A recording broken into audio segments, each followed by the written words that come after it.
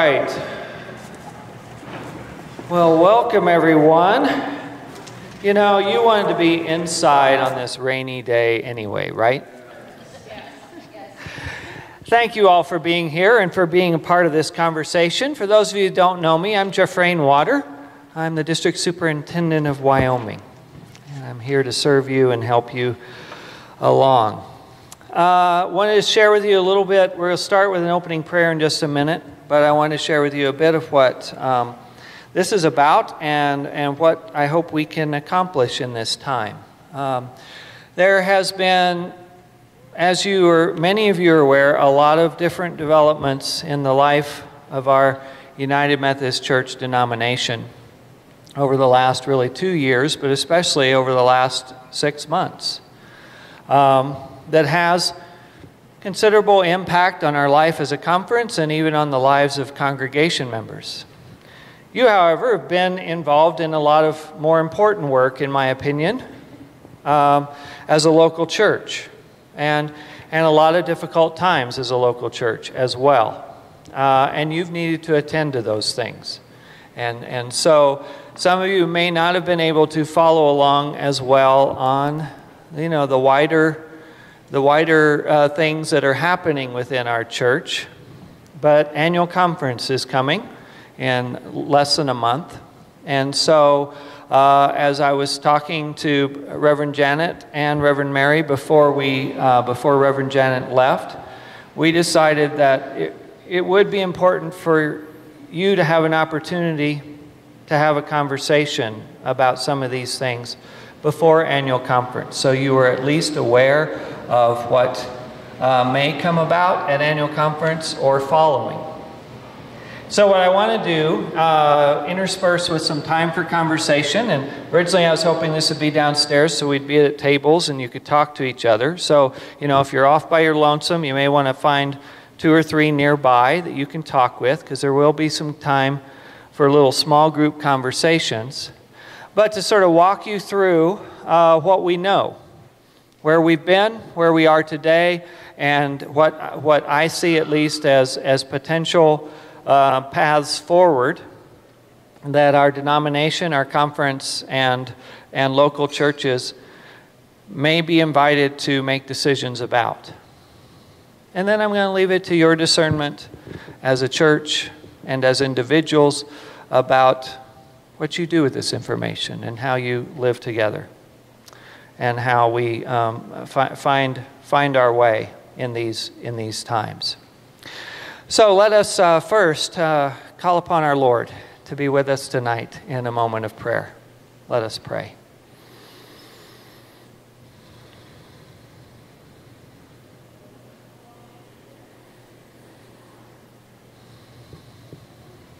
Here we are, O God, on holy ground,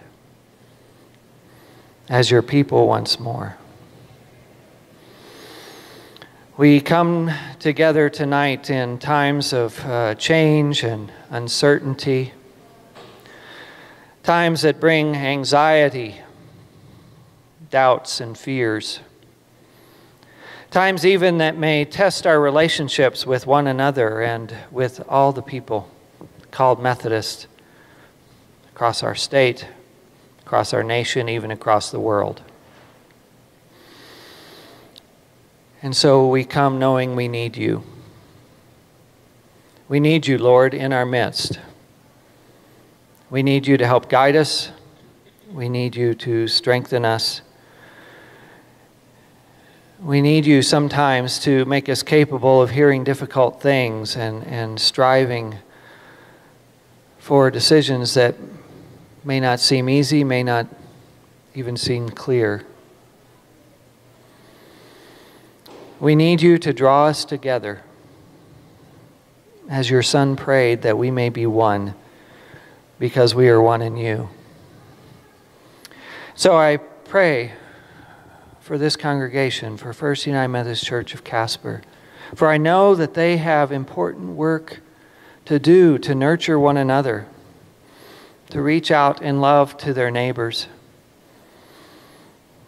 to come into this holy ground, this holy space, and worship you, and seek to hear your voice for their lives and for their community. So bless us tonight with your presence, O God. May we hear your voice in the midst of our conversation and even in the silence between words. And when we hear your voice, may we find it in our hearts to follow your way in all that we do, whether we are gathered on holy ground or in our homes or our workplaces or our neighborhoods, that we may be seen as your disciples wherever we are. In Jesus' name we pray. Amen. So there have been a few agendas passed around that I hope can be shared among you. I think we've sent someone to make some more copies so that we'll have some more. Here they come. So if you need some more, if you don't have one or can't look on with a friend for one, raise your hand and we'll make sure you get a copy. So as those are being passed out, I want to share with you that we do plan on having some conversation. And these are difficult topics. This has been a struggle within our church for 40 years, and it raises our emotions, it raises our anxieties, it raises our passion, and sometimes in those situations we can say things that can harm one another without even knowing it. And so I want to share with you on the first page is a tool I've been using in conversations like this or other hard conversations that's called Touchstones, Conversational Practices to Create Brave and Trustworthy Space. And if any of you are familiar with Parker Palmer and his work, Creating a Culture of Renewal, you may recognize these as part of that work, and so I'm borrowing that with permission. There's several there. I'm not going to read the whole page. I just want to highlight a few and highlight the what is in bold especially. First of all, I hope that we can extend and receive welcome to each other in this space. We are invited, and especially we're invited to assume a positive intention on the part of our fellow participants, right? So if you hear someone that's disagreeing with you, assume a positive intention for those actions. You may not agree, but at least consider that they're coming from a positive place. Be present as fully as possible. Bring your whole self, your fears, your doubts, all of you. What is offered in this work is by invitation, not demand. So I'm not going to call on anyone and make you talk if you don't want to. Those of you that need time to ponder, please do. Those of you that wish to speak, you will be speaking in groups, and we also will try to have some time of sharing out loud if we do. When speaking, speak your truth or your experience in ways that respects other people's truth and experience. No advising. We're not going to fix it here tonight. So really we want mainly just to listen. Learn to practice open and honest questions. When the going gets rough, turn to wonder. If you feel judgmental or defensive, if that knot gets in your stomach because of something that has been said, ask yourself, why did they say that? Where are they coming from? What is inside them? Set aside judgment to listen to others. Attend to your own inner teacher. Calling in instead of calling someone out. We all will make mistakes by saying something we don't realize may be offensive. So hold love in your heart and try to be forgiving of one another. We're going to take risks. We're going to make mistakes. We're going to learn. And maybe we'll even learn from the stillness as well. Confidentiality, that's not really applied here. This is an open meeting. Anything I share, this agenda, you can share with others. If you hear something from me that you feel needs to be shared, we are recording. So I think the recording will be available to others as well. But if you are sharing, try to at least share accurately with what you've heard. And finally, love. Let's love each other, in spite of any differences we may have. So can we all agree to sort of try to abide by these touchstones of conversation tonight? If you can, please say amen. Amen. Anyone have any objections to any of these that we need to address before we move forward? Okay. Well, let me just step through a bit of where I hope we will go tonight, and we will be closing at 8:30, whether we get through everything or not. Mary, could you at 8:20 tell me I have 10 minutes so that we'll be sure to close at 8:30? I want to give you a very brief understanding of where we are right now, what decisions have been made that affect us as a conference, from General Conference, from Judicial Council, as well as what we're seeing around the denomination right now. And then I want to share with you what has been our conference's response to date, particularly around the formation of some response teams that we have created. And then the meat of the conversation is I want to share with you 3 different paths that I see are before us, really as a denomination and as a conference, and how those may affect decisions that you would need to make as a congregation. To share those, because I think that's really what is before us.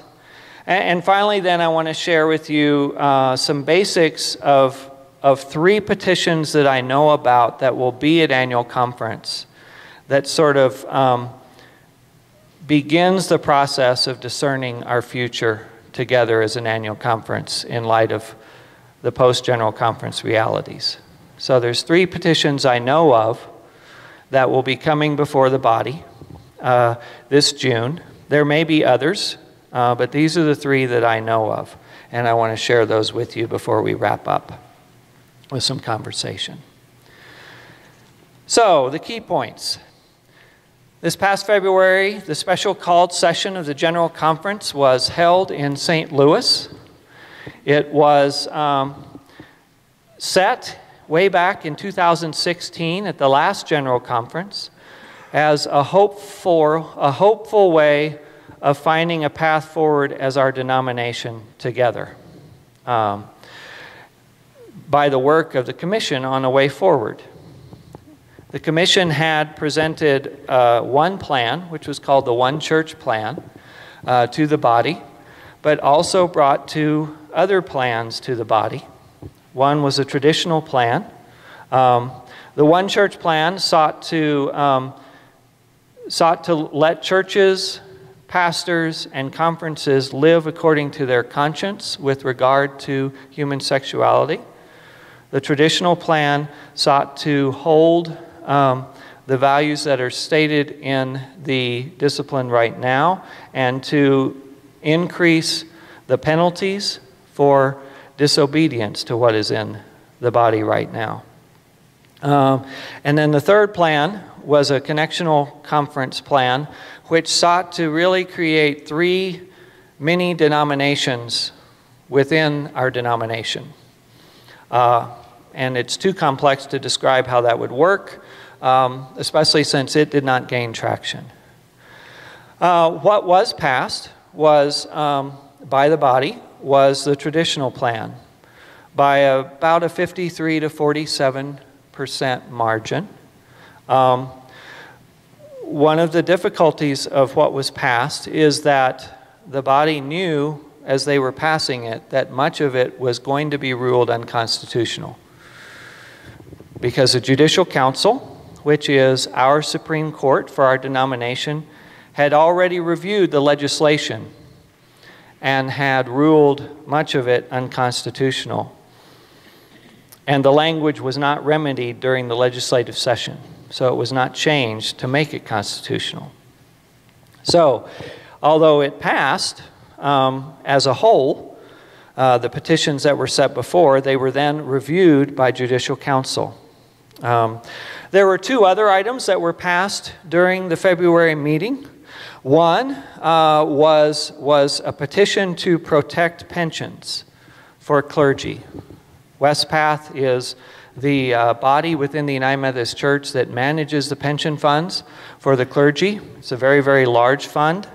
And it was the one piece of fair unanimity in the body, actually, that it was passed first, so that pensions are protected for clergy.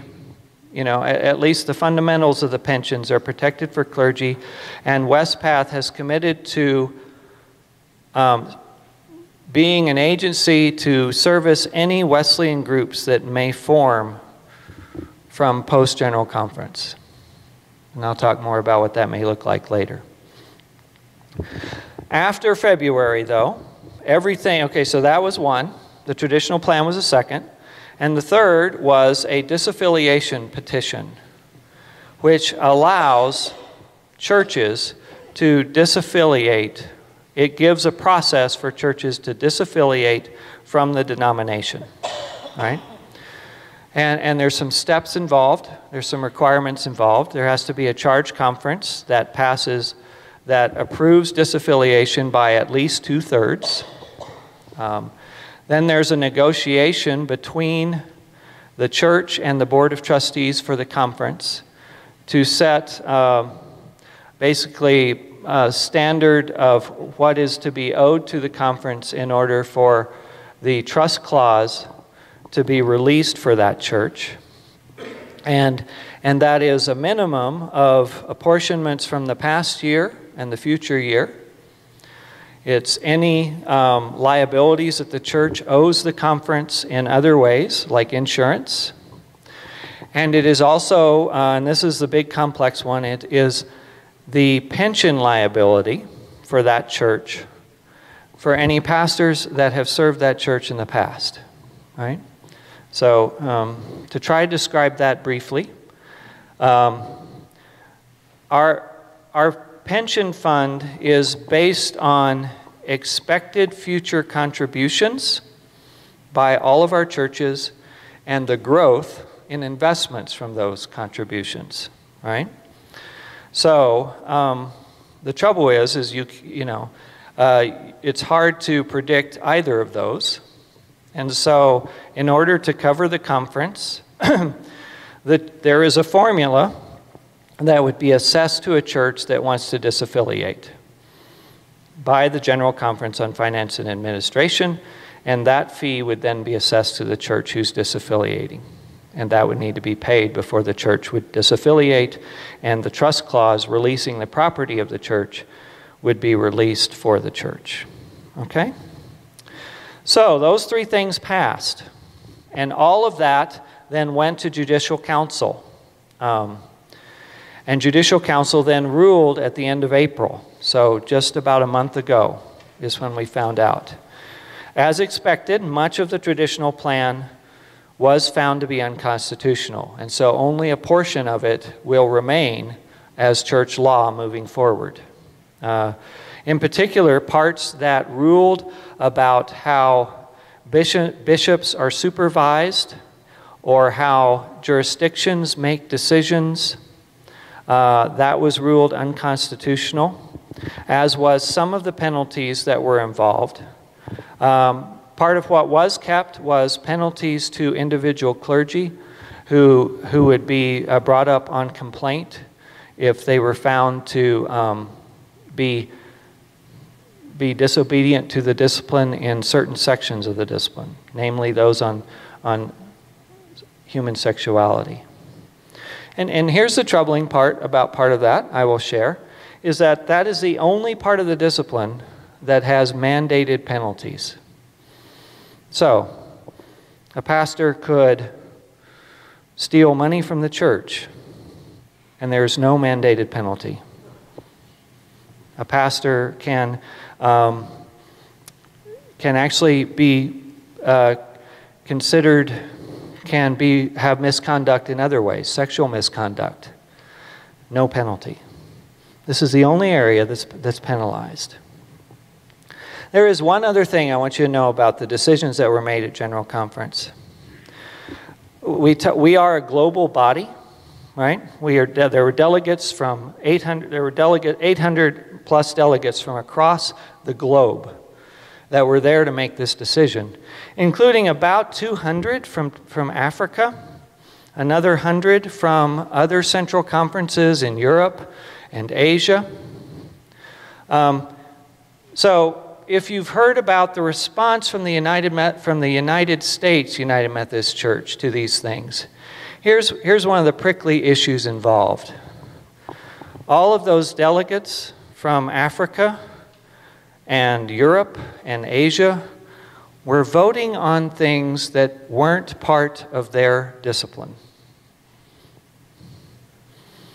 that were not part of their discipline, because they are central conferences, and they are therefore not governed by the same church law that the United States Church is.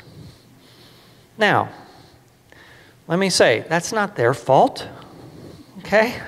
I'm not blaming the African delegates for that. I'm not saying they're bad people for voting their conscience. I am saying, I think there's a flaw in our system in how we approach these things. Because they're voting on things that they're not held to. But others are. So, that's sort of where we stand right now, right? That's sort of where we stand right now. So let me see if there's any clarifying questions from what I've shared so far, because there's a lot to cover, and I want to make sure we sort of understand where we are as we keep moving forward, okay? So, are there any questions you have about what I've shared? Yes? So the Book of Discipline is just for the United States? Let me say that there are exceptions, yeah, central conferences have central conferences have their own form of the Book of Discipline. That because they're central conferences, yeah, there's different books of discipline. There's an overriding Book of Discipline for the whole United Methodist Church. But the Book of Discipline for, we started as a United States, we started as an American denomination. And so that was always seen as the core.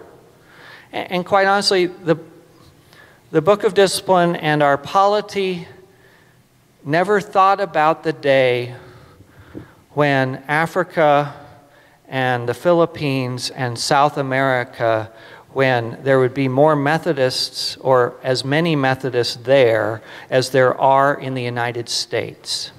It never foresaw that occasion, and we've never adjusted to it accordingly. I saw, yes, sir. So it's just a broken system, is what you're saying? That's why the African delegates and the Asian delegates and South American delegates were included? No, what I'm saying is that we never aligned what we have as far as church law. We never expanded it to include everyone. Right? Well, they have their own discipline. Like, they don't have to follow the same financial obligations that we do as United Methodist churches. If the one church plan had passed, they wouldn't have had to, they could have continued to govern themselves as they are today. What I'm saying is that we never, when the church grew, we kept this idea of central conferences, which were independent from, and we never included them into the whole body of the church. Yes, sir. I may put words in somebody's mouth here. Is there a recognition amongst everybody that this issue exists? Because frankly, what it sounds like is our government is still pretty colonial. Yes. In some ways. And in need of modernization. That would be my assessment. There may be others that would disagree with me. I want to own, when I state things, I want to own that they may be mine and not others. speak from my own truth and not place that upon others. But I do think that there is a sense that that is what some of us who disagree with what decisions are made look to as seeing is a challenge in our system, right? Not that they shouldn't have voice, really, because they should, because they're a big part of the church now. But that we should all, we should all vote. It goes back to our roots, right? It goes back to, taxation without representation. So, other questions about what I've shared so far? Okay. So, let me go on to what the Mountain Sky Conference has done to date. First of all, there have been statements made by the Cabinet and the Board of Ordained Ministry, and those are available online. I will not hide that we disagree with the decisions that were made moving forward, and that we intend to, as much as we can, live into the values that we have seen in our conference for a long time. One thing we have done that is not probably as well known is we've established several response teams, because we have seen that General Conference, okay, here's the assessment. I've talked to conservative colleagues and progressive colleagues and centrist colleagues that were there, that watched it, that voted. I haven't found anyone that thinks what came out of that was good. Everyone I know feels that we're a broken denomination. And no one, even those that were supporting the traditional plan, really feels great about what came out. Because for one, they didn't get everything that they wanted, and it wasn't allowed to, we weren't even able to fix what we knew was wrong with the language of the bills before us, friends. We couldn't even agree enough to do that. And that is a responsibility of everyone in the room. I will say that. That is a responsibility of everyone that was present there and everyone that was part of that process. We are just at a spot that is broken. We are at a spot that is broken. And when the denomination is broken, it puts stress on conferences and local churches. So, to try to keep us as whole as possible, we created 7 teams to help our conference move forward as best we can while we figure out what is happening. There is a core team that's been tasked with formulating strategies for living fully into our values as a conference as we live with the realities of the General Conference decisions. So, because there could be decisions in the future that change our relationship with the denomination as a conference, we're trying to plan strategies for holding our conference together as best we can among the various paths that may be available. So we have a core team doing that.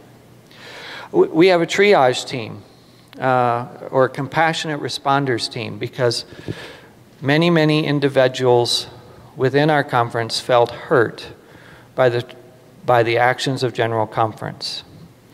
And many, many churches have been hurt by the actions of General Conference, really on both sides, I will say. And so how do we minimize losses? How do we do first aid, physically, emotionally, spiritually, within our congregations? How do we share information with you in a way so that you know what's happening and can respond accordingly, right? So there's a triage team.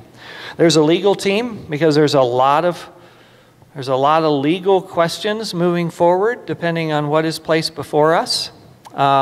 And so the core team works closely with the legal team to help us understand both discipline law and civil law, and what options are available to us and what options are not. We have a communications team to try to help us get information out to those that are interested even more than we can by the small communications staff we have. We have a safe harbor team. Even in the midst of what we don't know yet, we know that there are LGBTQIA clergy and allies that, in my terms, are being persecuted in home conferences and could have their credentials taken away. And so we've created a team as a holding place for credentials for clergy in such places. They would be placed on leave of absence. And it's basically while we're working out where we're going to go, right? And while there's a chance for, because we do expect that there will be offshoots that will be inclusive and would allow these people to serve, that we want to keep their credentials safe while that is happening. And so we have created a safe harbor team. There's financial loss involved in this. And so we have a fundraising team involved to seek funds from outside our apportionment system to help support the conference and the ministries of the conference while we seek to move forward. And there's a New Places for New People team, which is a way of figuring out what kind of new faith communities can be created in the midst of all this. So those are sort of the teams that we have created that are in place. By the way, I'm going to leave a lot of this information with Pastor Mary. You can make copies of it. It's all on the website if you know where to look. But I've made copies so that you don't have to know where to look. You can just go to the church office and say, "Can I have a copy of what Jeff was sharing?" And yep, here you go. But in conference communications, we laid out what those teams are about and who is on those teams. I am on the Safe Harbor team, so you know. Are there any questions about the teams or our response? Yes. What? Yes, I have pass around the microphone? Yes, hold on. So we're going to do this. I have a tiny voice, so I just wondered if you would identify the church website that we would go to. It would be asking. Yes, it would be the conference website, mtnskyumc.org. And most of these items that I pulled, if you go to communications, conference news, archives, and sort of look through that list, usually the titles are fairly self-explanatory. Other questions about the teams or about the conference response to date? Okay. So let's talk about the paths before us. Okay? And this is where,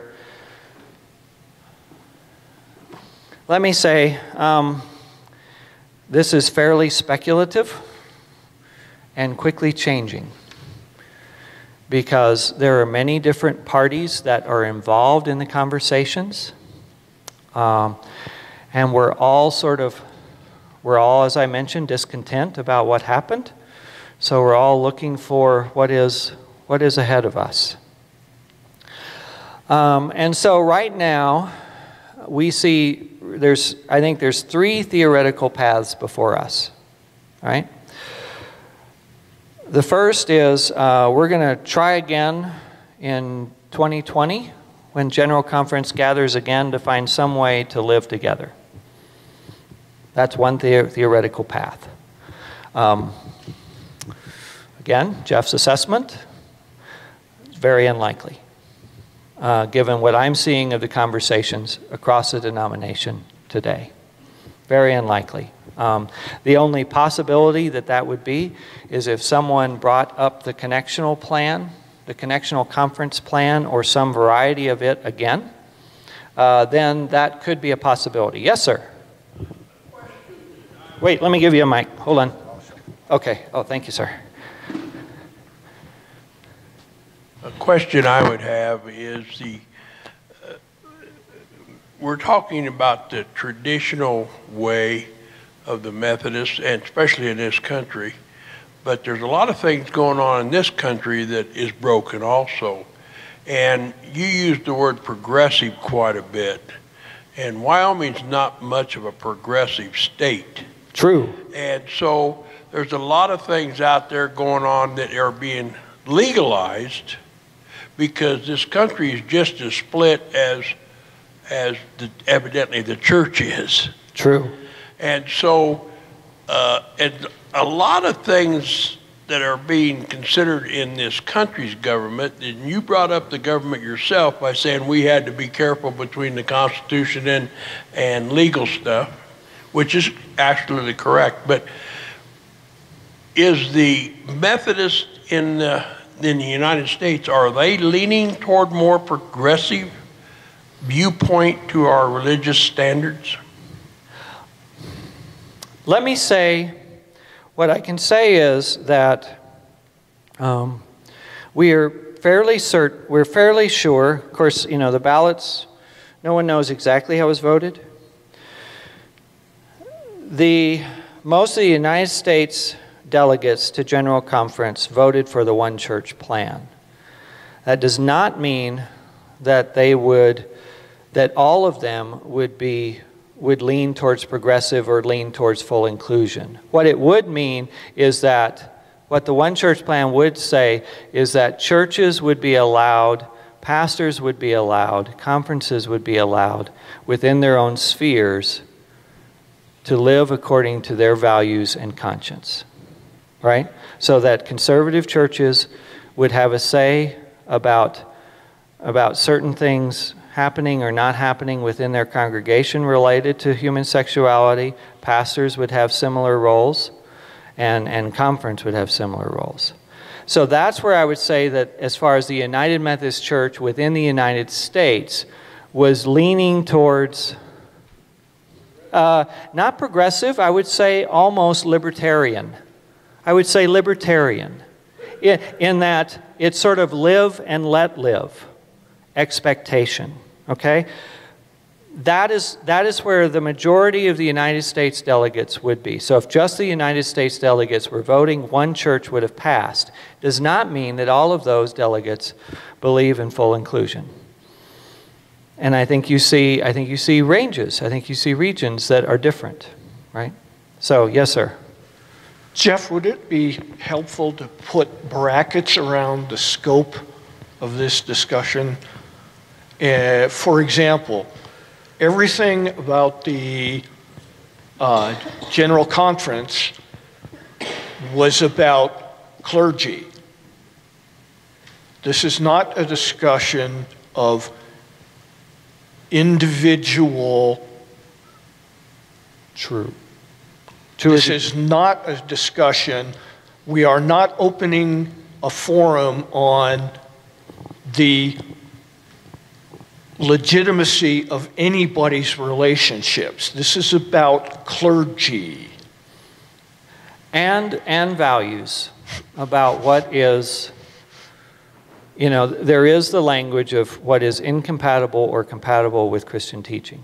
And so to a degree that's true, to a degree that the actions were related to actions of clergy and churches, there is values underneath it. Okay, and this discussion, as far as congregation is concerned, will be to put brackets on what clergy can do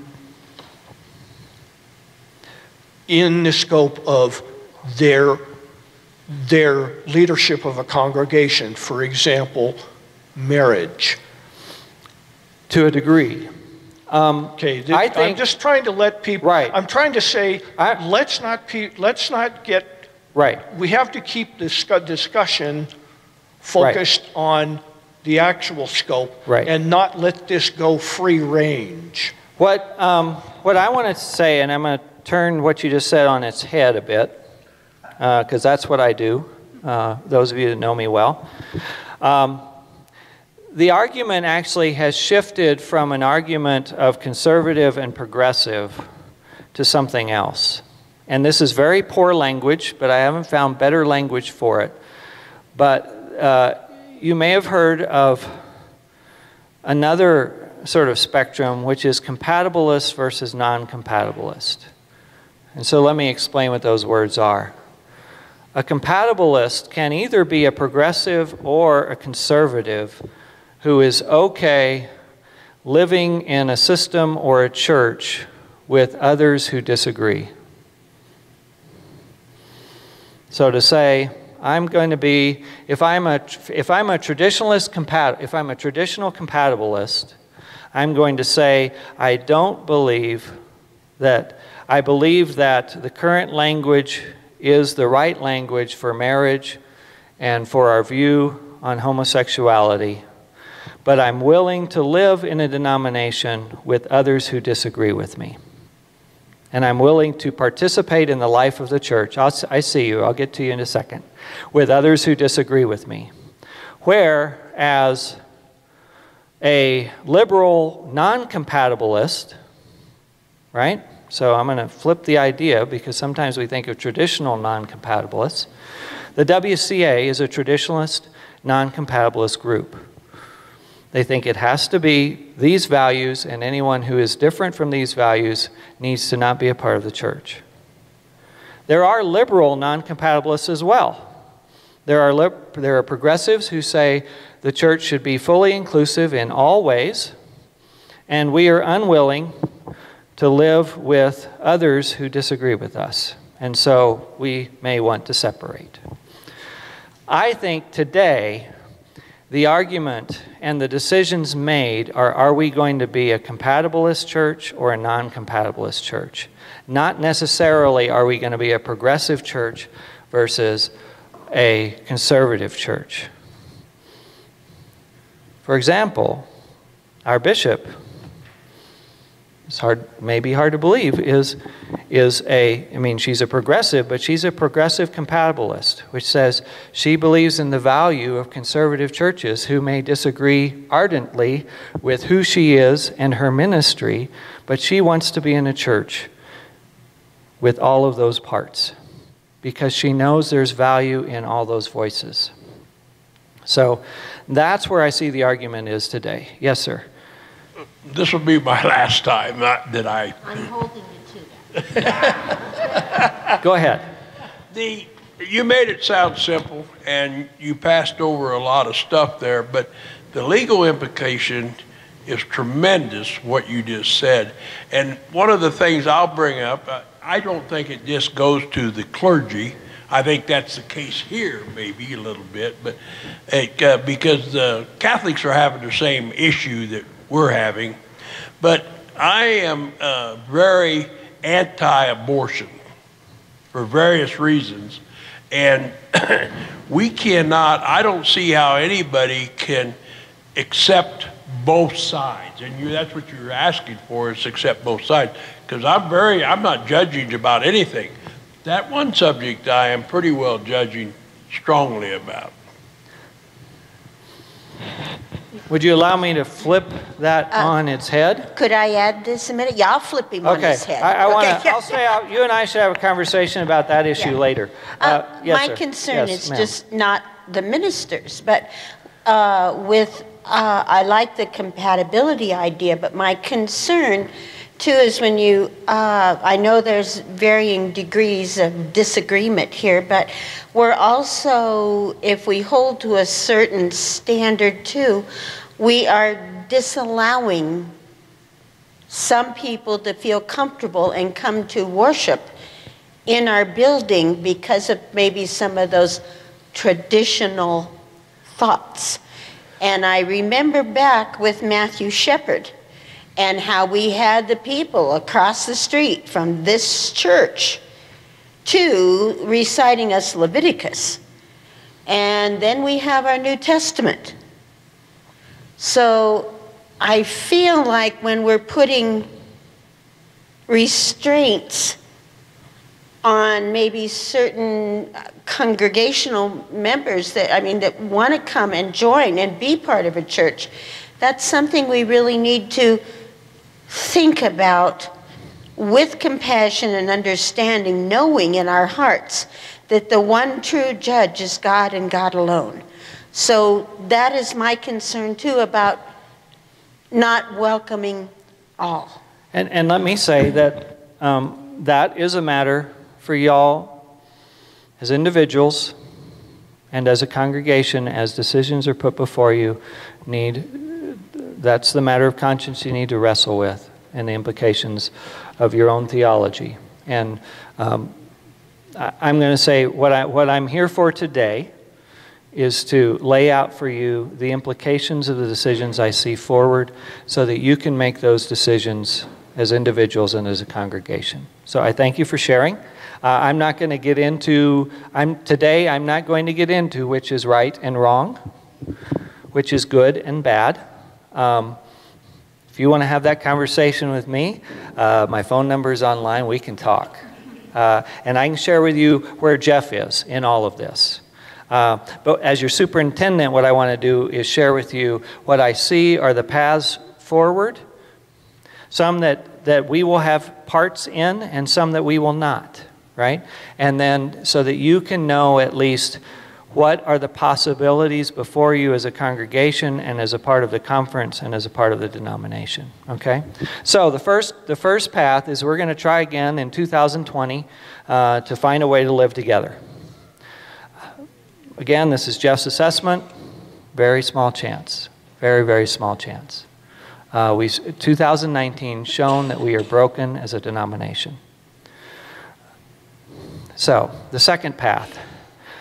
The second path is what we call disaffiliate, in that some churches and even some conferences may choose to disaffiliate from the denomination as a whole. Okay?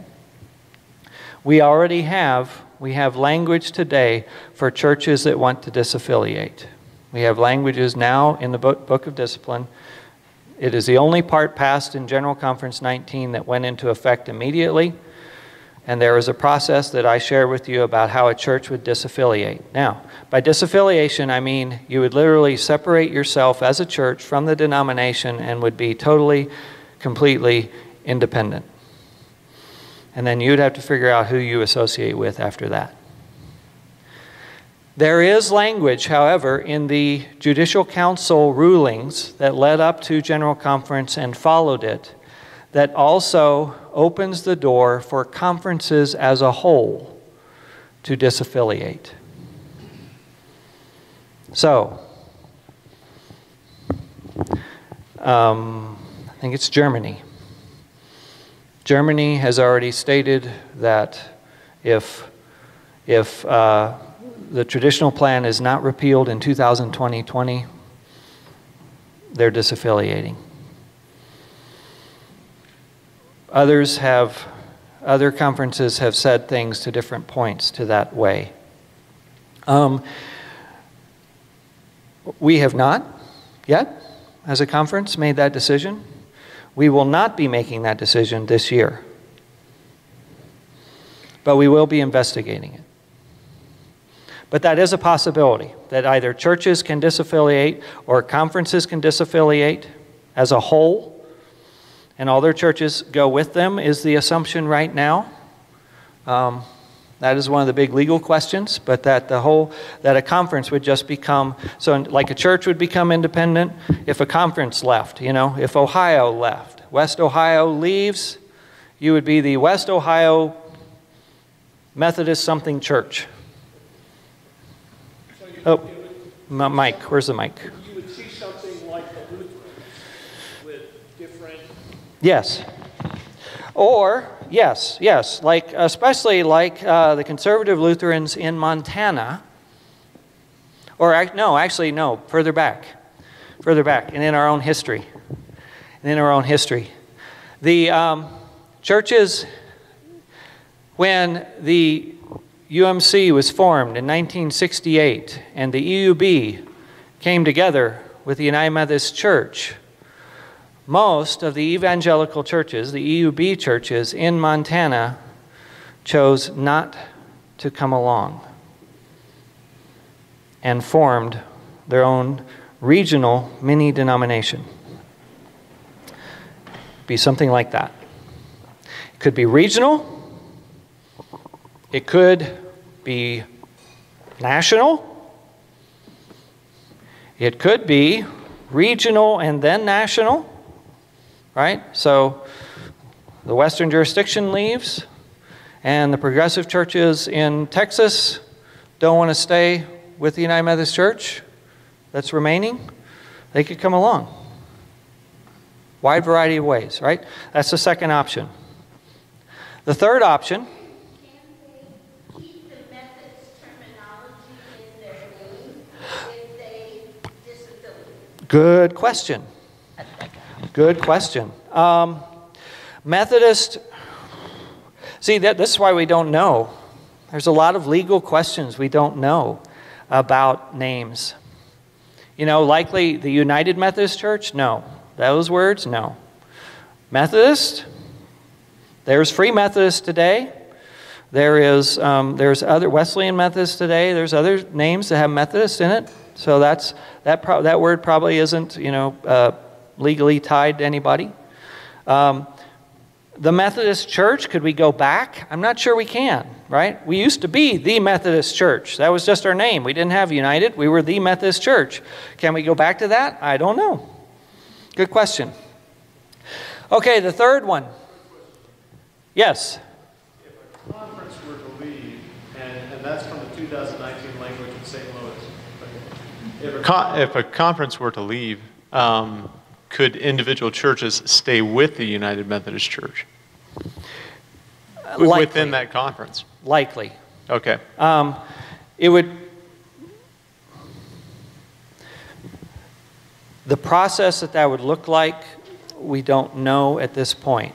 Likely it would be the same. Here's why, here's a little interesting fact. The United Methodist Church General Conference, the biggest circle, is not a legal entity according to the civil authorities. The General Conference, the denomination, does not hold property. Who does? The annual conference. The annual conference is the legal owner of property and is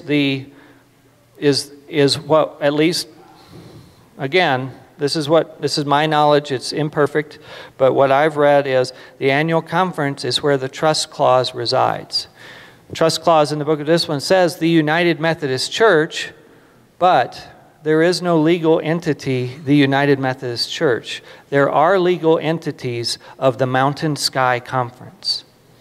The Mountain Sky Conference is a legal entity able to own property. So, if a conference leaves, the understanding today I have is that the churches would leave with, but could then disaffiliate from the conference. And would probably be the same process as disaffiliating today. But that's why we have a legal team. And a core team trying to sort of answer some of those questions as we move forward. Okay? All right. The third option, how am I doing? Ooh, running low. Okay. Third option is there could be a negotiated settlement to dissolve the United Methodist Church as a denomination moving forward, which is all parties decide there will no longer be the United Methodist Church and we will divide assets by some negotiated means, and that would be approved by General Conference and then likely have to be approved by 2/3 of all United Methodists across the globe. So when I state the word negotiated, I mean it, because the only way that happens is if we're all agreeing it's time to part ways completely. Okay? But there are conversations today out there around that possibility. So it is a possibility. So it's a possibility that you may want to stay the united part of the United Methodist Church, and you're not allowed because there is no more the United Methodist Church. Or the conference may want to stay as part of the United Methodist Church, but it's not allowed because there is no more the United Methodist Church. It is dissolved as an end, and we've gone our separate ways. That is a possibility on the table. So of the three, 2 and 3 I think are the possibilities I see as things happening in 2020 and shortly beyond that we may be living into. Okay? Other questions? Over here. You probably explained this and I just didn't get it. But under the disaffiliation, or if we were to leave the church, or a church is to leave the United Methodist, right now we pay the allotments for this year and next year and any pension liabilities. And then is our property, this sanctuary church and all of that, is released out of trust to us. Is that right? Correct. Okay. Correct. If a church disaffiliates today, the one difference that General Conference changed,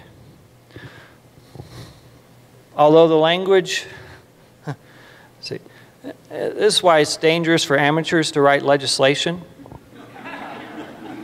Okay, the clear intent of the disaffiliation petition was to allow churches to leave at a much less cost than was allowed prior, right? Prior to 19, there was still a disaffiliation process. You probably weren't aware of that. There was a disaffiliation process, but it allowed for the trustees to assess the value of the building in the cost to release it. So in other words, if a church wanted to disaffiliate and they wanted to keep their building, they had to buy it back from the conference, right? The intent of the legislation at 19 was to remove that barrier, but it left some of the other barriers. The trouble is that in the language, other terms can be added at the discretion of the conference. So they could add it back. That is possible. I will say to you that is not my understanding in our conference. But, you know, my understanding in our conference is we want to keep you, but we want to keep you on your own. We don't want to force you.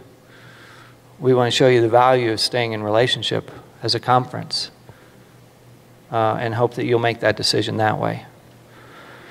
But that is, so the terms are variable by the language of the petition. But that was the intent of the petition, was clearly to allow building. But the cost is still high. I was at Church of the Resurrection. Now, granted, it's the largest United Methodist Church in the United States. Pension liability alone for that church was in the millions. I've talked to others. This is a shot in the dark, okay? Don't take my word for it. Yours could be in the hundreds of thousands. Given you've had 2 pastors for a long history, many of those pastors are still alive and serving. It's still a significant amount of money. It's still a significant amount of money. So those are the 3 paths. I never put you into groups, so let's do. Let's see. Well, we'll maybe we won't. Maybe we won't, because I want to get through everything that we have. So, what is our way forward? Lovett Weems has said this. Lovett Weems, some of you know. He's a part of the Lewis Center for Church Leadership and is a professor at Wesley Seminary. He says, General Conference is broken, annual conferences are not. General Conference is broken, annual conferences are not. I do. I do. I see value in our annual conference. I see ways that we have lived together in spite of our differences. They've been strained at times. It's been hard at times. But we've also allowed churches to live into their own values as a conference for quite a while. And I think just by geography, friends, yes. Has the conference loved you imperfectly?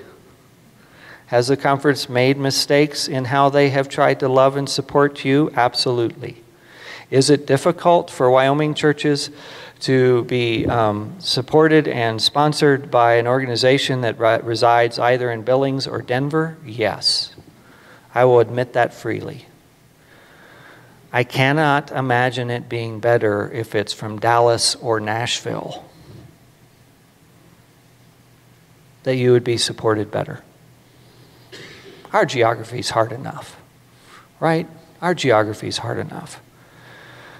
So I think that conferences are not broken.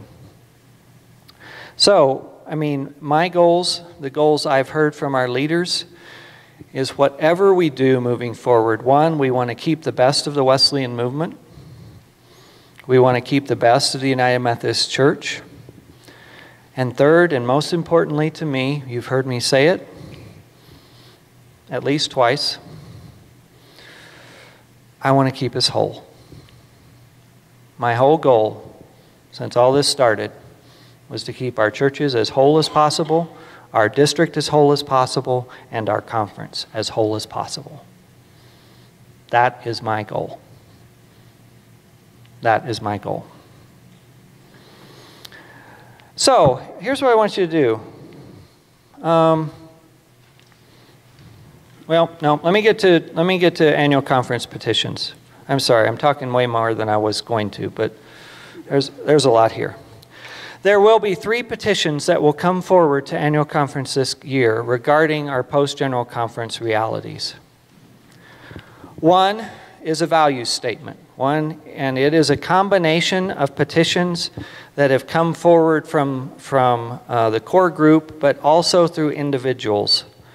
And basically the legislation chair has decided to put them all together in an omnibus petition. It's a values statement, okay? I have not seen the final language, so I cannot attest wholly to what is in there. I have not even seen the parts that came from individuals and have been added to be able to tell you, but it's a value statement, and from what I understand, it's basically that we want to live in contextual ministry and allow churches and pastors and the conference to live into their own values by conscience without penalty. That is what I understand of it. If it is different when it comes to the floor, forgive me, because I haven't seen the language, but that's what I know of it. The petitions should be out this week. I am hoping they are out tomorrow. I was actually hoping they were out 2 weeks ago, but that's another story. But they should be out this week. I will be having another Zoom call for delegates, but anyone that wants to participate is welcome, where we will walk through all the petitions, not just the ones related to General Conference, but all of them, because we got business to do. We got other things to talk about. So, when the petitions are released and I have them in my hand, I will schedule that meeting and I will send it out to the pastors and to the annual conference delegates. Rosemary will get it. She's up there taping us right now. So that you can be a part of that conversation. That's the first petition, is a values statement petition. Petition number 2 is a petition in support of the formation of a task force to continue work for discerning our future as a conference, within or outside of the denomination. So it's a continuing, it's a committee that would, based on the developments that happen over the next year and at General Conference 2020, would bring recommendations for either a change in our relationship with a denomination or not as a conference. Right? And that is what Petition 2 is. Petition 2 is not a decision to disaffiliate. We will not be making, well, the petition before us will not be making that decision. Petitions can change from the floor. But that is not what is being presented today and this year. It is to form a team that could make recommendations that might include disaffiliation in 2020 or something else. That's petition number 2. Petition number 3 that probably has the most impact is CFNA is proposing a change in how your mission shares are allotted to you with regard to both conference and general church, jurisdictional church apportionments, right? So you're charged 13%. That's your responsibility is 13% of your adjusted income today. And then from that, the conference pays for its budget and also pays for the obligation of the conference to the wider church. And today, you are not assessed the general church numbers separately. Not all conferences do it that way. There are conferences today that allot churches different amounts for the different sections that they're responsible for. So general conference, right? So this is, let me pull out some notes so I can do this right. Jeff, you might clarify what CFA is. CFA, yes, thank you. I'm so used to acronyms that I can't stop them. CFA is Conference Finance and Administration.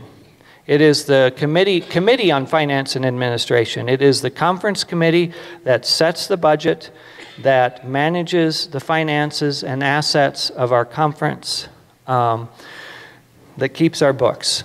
So it's basically like your finance committee of your church, except on a conference level, right? So instead, there are other conferences that assess each church a number or a percentage based on the needs, right? So like today, it's about 97%. It's over 90% of your conference dollar goes to the conference budget, right? So of your 13%, 90% of that goes to the conference budget. The other part goes to the general church or the jurisdictional church.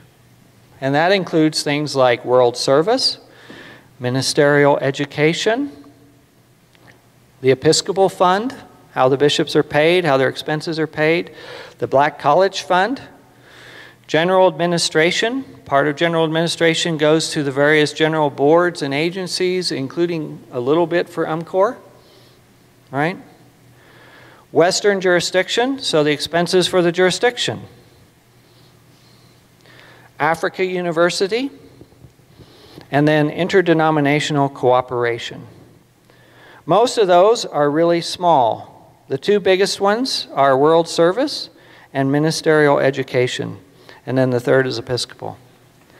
So in this petition, instead of being assessed 13%, you're going to be assessed 10% for conference budget. So we're going to drop the 13% down to 10. So each month, your treasurer or your finance officer is going to figure out what the adjusted income is, and if you're paying full tithe, you're going to assess 10% in. And then for 2020, we're going to assign you a dollar amount, not a percentage, but a dollar amount for all of those items. And you will, as a church, make a decision of which ones you want to pay.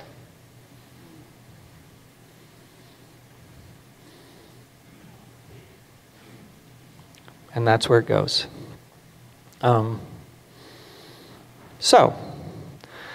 Churches that feel fully connected and wish to continue can pay their full amount.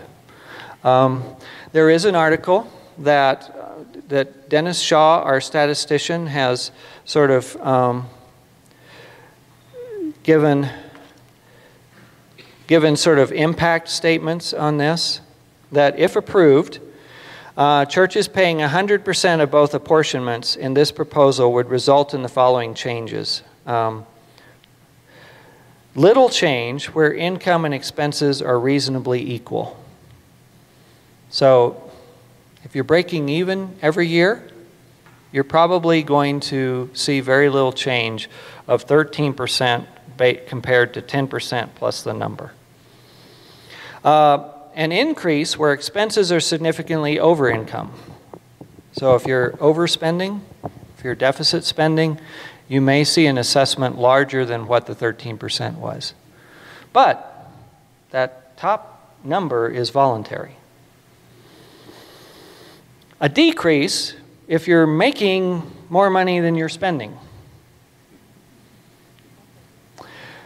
I would call these things unanticipated consequences, but they are what they are. Every formula shifts how churches are assessed. So the goal is for churches to be given more autonomy regarding their funding of the connectional church as we try to seek a way forward. So questions about that? I was wondering who it is that assembles the petitions. We have a legislative chair, David Omri is his name. He's a pastor. Petitions can be submitted from anywhere and anyone. So the deadline's passed, so you can't submit any more. But every year, any Methodist can submit petitions. Any Methodist within our conference can submit a petition. These top three. Okay, so the first one is a combination of the core team, but then David Omri added individual petitions into it. This is a practice that's done at General Conference, by the way. This isn't weird. It just feels weird to us because we don't always do it. But at General Conference, there are thousands upon thousands of petitions that come in. But they're kind of themed, right? There's a whole bunch of petitions about this paragraph in the discipline. So what do? They lump all those together and send them to a legislative committee to process. That's kind of what he has done here. Is he's seen there's I don't know how many, but there was several petitions. And it's easier to, if they're all sort of themed, to put them all together and let the legislative committee work out what will be the final product that comes to the floor of conference. So the first petition was presented by multiple people. The second petition about the team, about the committee to investigate our future, that comes from the round table, the Mountain Sky Conference round table, which is sort of our church council of the conference. It is leaders from various groups across the conference that come together and meet at least quarterly. So the second petition came from the round table. The third petition came from the Committee on Finance and Administration. There may be others. We will find out, maybe tomorrow. Yes, sir. Too late to put in another petition? You would like to put in another petition? I move that you guys petition that we table everything for 15 years, and by then all the people in charge will be dead, and then we can go on with a good church. Well, I tell you what, the deadline for annual conference petitions is passed. The general conference petitions, right? People wonder, how do I have a say in this? You can submit a petition to general conference with just that language. Any of you can. You can submit petitions to General Conference. The deadline will be November of 2019. You can submit it as individuals. You can submit it as a church. If a proper body, like a charge conference or church council has approved it, you could submit it as a church. We can submit it as a conference. That would require an annual conference. There may actually be petitions from individuals that are asking for general conference changes, right? Those I don't know about. But I have a feeling there will be at least a few. And then the annual conference will vote, right? And if we say yes, then those will be submitted to General Conference on behalf of the Mountain Sky Conference, not just on behalf of this church or this individual, but everybody. Okay? Other questions about the petitions? Yes. These will be voted on at the district conference, right? Annual conference. Annual conference. In June, in Billings. June, in Billings. And so how do, I know the delegates for that have already been chosen. Yes. But if we feel one way or another on these, are we to be contacting those delegates to tell them how we would like them to vote? Yes, you should. And so maybe we could have a list of those published so that we can do that. Well, Rosemary is your lay delegate. Patricia is your lay delegate. Right. Sage Wright is a lay equalization delegate from the district. I could give Mary a list of all the lay equalization delegates that sort of represent you. And then, you know, Pastor Janet's gone, but you could send her an email. She was your last pastor. She will be there, right? Now, oh, is she not going to be there? Oh, she's not going to be there. She'll be in Kansas. Okay. Well, you know, the part of the system is a representative. I mean, it is representative, which means delegates are expected to vote. You know, they're expected to take in your thoughts, but they're not. You know, it's not that the church. It's not like electoral college, right? It's not that they're mandated to vote the way the church has decided. They vote their conscience. But you're certainly welcome to share those thoughts with your delegates and the lay equalization delegates, because we have about 20 laity from across the district that don't just represent a church, they represent all of us. And if you want to know who those are, I can give you the list. What's that? It's 20 after. Yes, it is. So, other questions? All right. Yes, sir. One up here. Not on the petitions. Okay. Just anything. In general. Anything, yeah, in general. Nowhere in here or nowhere this evening has anyone mentioned the S word. Is there any practical difference between dissolution and schism? No. Thank you. Thank you. No, there's not. We are talking schism. If I may offer a closing comment? Sure. If all of you remember the story of Charles Dickens' A Christmas Carol, where Ebenezer Scrooge is visited by 3 different visions of the future, let me share with you one potential vision of the future for this congregation out of Brenda's and my personal experience. In 1989, when we moved here from Gillette, being Presbyterian, we joined First Presbyterian Church. In the search for a new pastor in there, I got involved looking at the demographics of the congregation. And I found a big hole in the demographics of the church where people my age should have been, but were actually up the hill at Shepherd of the Hills. And I realized that eventually down the road, when our older members aged out, there was going to be nobody left. So from 1989 till 2008, when I got moved to Pinedale, I pounded on the door saying, we have to get people into this church. In 2008, we moved to Pinedale. The Presbyterian Church, the PCUSA, Presbyterian Church in the United States, had a similar event.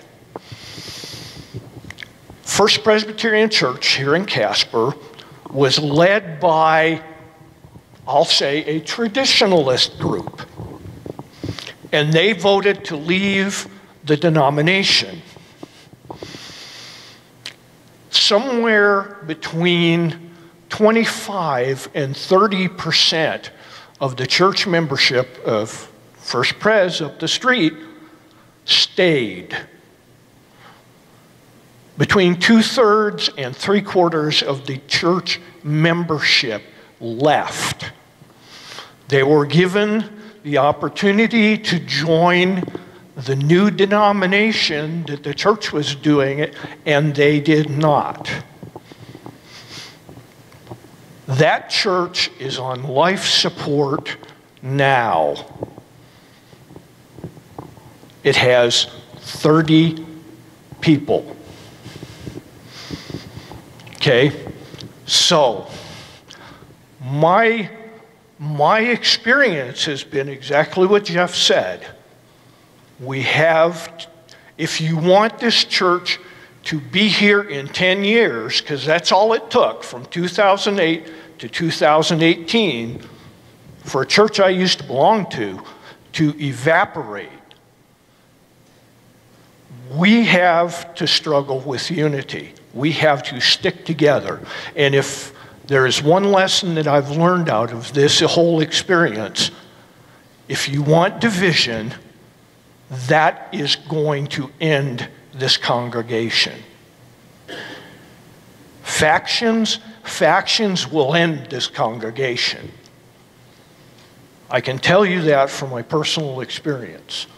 So do that, use that cautionary tale as you would, because I've lived it, and I don't want to see that happen here. I think I saw a hand there. Yes, sir. And on that note, I know that we're pressed for time, so I'll try to make this quick. But you know, looking into the future, but looking a little more closely, I know there are a whole set of deadlines that are coming between now and 2020 and the general conference and annual conferences and all of that. But you know, we as a church, there are churches that, you know, churches and conferences get painted as monolithic a lot of times. You know, in the South they're traditionalists, and out on the West Coast they're, well, we are all over the spectrum in this church, and we have found, and the way we have come together through anything is Jesus Christ. And you know, looking ahead at possibilities, you know, my concern is what happens in the meantime. You know, when, and I know nothing of the new pastor, or very little. I know, right, you know, that she's coming. Yes. And what happens, you know, when there's a, if this comes to pass here and the church gets ripped apart, and you know, that's a very real thing. All of these things that happen in St. Louis and Leawood, Kansas, and everywhere in between, you know, they're there. This stuff happens right here, and this is the real that we're dealing with.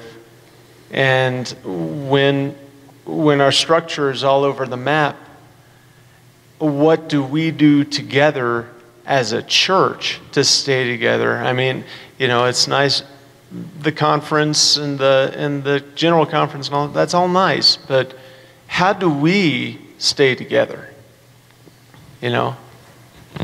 Very good question.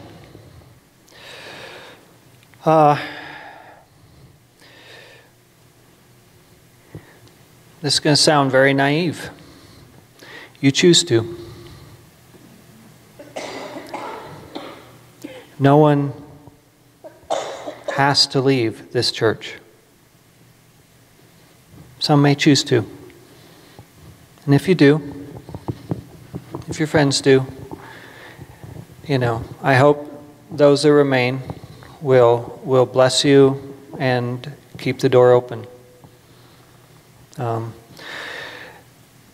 But as a congregation, right, there will be decisions that will be made that we will have to wrestle with as a conference, as a church, as a district, as pastors, okay? I'm going to give you a little good news here in a minute, but let me leave you one last piece of bad news. You have to make a decision as a conference, as a church, eventually. So will your pastor, pastors, and they don't have to make the same decision as you. So if your conference, if your church decides to go one way and your pastors decide to go another way, they're allowed to do that. And then depending on what decisions were made about where you're going will depend upon your new pastor. Will be based on, that's one of the troubles with disaffiliation, folks. As a congregation, is all of a sudden you are on your own, right?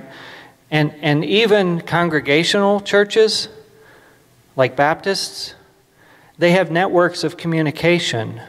They have bulletin boards. They have ways of finding pastors even though the church makes the decision. If a church disaffiliates, you don't have those networks. You're left on your own to find a pastor whenever your pastor leaves, whether that's at that moment or not. Here's where I have a struggle with this as a conference, right? And why I am struggling to keep us whole. At circuit church conferences last year, when I preached on the one church plan, that you that were there heard that I'm progressive. I'm theologically orthodox, socially progressive, politically independent, high church, sacramental, 3 generations Methodist, right? There's lots of words in there. The fact is, in this conference, we've learned to live with difference because we need each other. Because pastors have a call on their lives, and they need churches to serve. And because of our geography, because of living near Iliff, because of a lot of things, most of our pastors lean progressive. But a majority of our churches are either centrist or lean traditional. If we part ways on theological grounds, you're going to have a whole lot of churches that are going to be looking for pastors, and a whole lot of pastors that are going to be looking for churches. And that just seems wrong to me. Now, but with regard to a church, you get to make the choice of whether this is going to split you down the middle or not. So I want you to look around. I want you to look. Look. Right? And I want you to ask yourself, do I love these people more than I disagree with what's happening in my denomination? And if the answer is yes, please stay. Please stay. Now, let me give you a little good news. First of all, it is schism, and schism's a sin. But last time I checked, we had a God that redeems us. And we've been through this before. Long ago, there was a split, and there was a Methodist Episcopal Church South and a Methodist Episcopal Church. And it was over an issue that we thought was equally intractable to answer. And it mirrored the divisions within our country in every single way that this mirrors our divisions today. The only difference between then and now is then that division for the most part, went right down the country along that thing called the Mason-Dixon line. The trouble with today is that the Mason-Dixon line isn't on a map. It's drawn between regions, but worse, it's drawn between in the middle of every church and sometimes in the middle of every family. But we can come out of this. And we might join back up one day and shake hands and say, what was that all about? Or we might go our own ways and still thrive. And I think that's possible too. One thing I think we can probably all agree on is, and pardon my French, but the Book of Discipline is just too damn big and unwieldy. As an unaffiliated conference, it gets cut in half. Like that. And this might just be the thing that makes us decide we need to rewrite lots of parts of it or get rid of lots of parts of it. And be more nimble. And think about being a movement again. And so we were going to have this in conversation, but I'm going to leave these 3 questions with you and then we're going to close in prayer. I want you to think about this because we will have another conversation, you and I, about these things when we know more and when it's time to make decisions. If you were part of a new Methodist movement, what would you want to keep from the Methodist Church today? What would you want to keep? If you were part of a new Methodist movement, what would you want to change? And if you were a part of a new Methodist movement, what would you want to just throw away? Equally as much as who we're going to be and who we're going to live together with in the future, those are the 3 questions before us. And as painful as schism is, or whatever is to come, those are good questions. Those are good questions. I thank you for your time tonight. I thank you for being here. I thank you for your commitment to this United Methodist Church and the work, the holy work that you are about in this place. I'll stay around for a few minutes in case anybody has any final comments or questions you want to share with me individually. But thank you for being a part of this conversation. This is just the first step. So,